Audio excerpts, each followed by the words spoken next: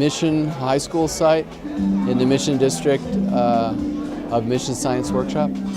We have two sites in our program. One is this one in the Mission District. We have one in the Excelsior District, which is on Mission Street itself, south of here.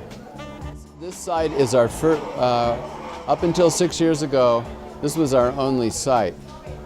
So this is our sort of the flagship, and we expanded to the second site 6 years ago. So that's the difference between the two sites.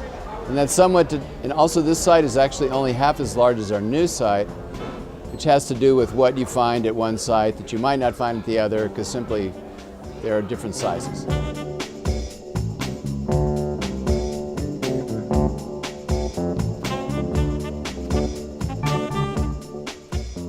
As in a lot of programs like ours, we're small nonprofits.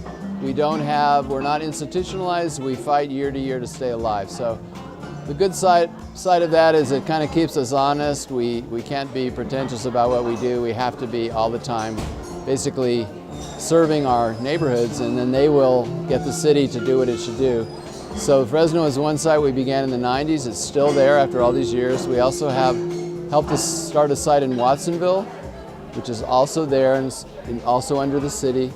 In Greenfield, which is Salinas Valley, the same thing, under the city, and has been there, in that case, about 7 years.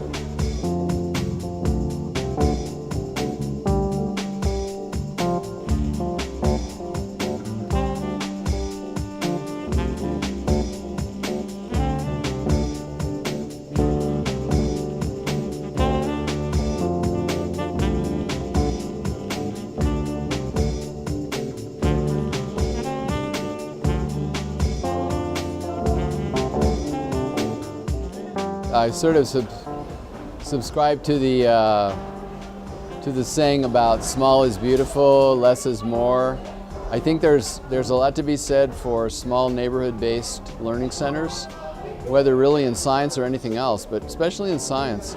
Science tends to go very, very big, such as our two giant museums in San Francisco and others in the Bay Area.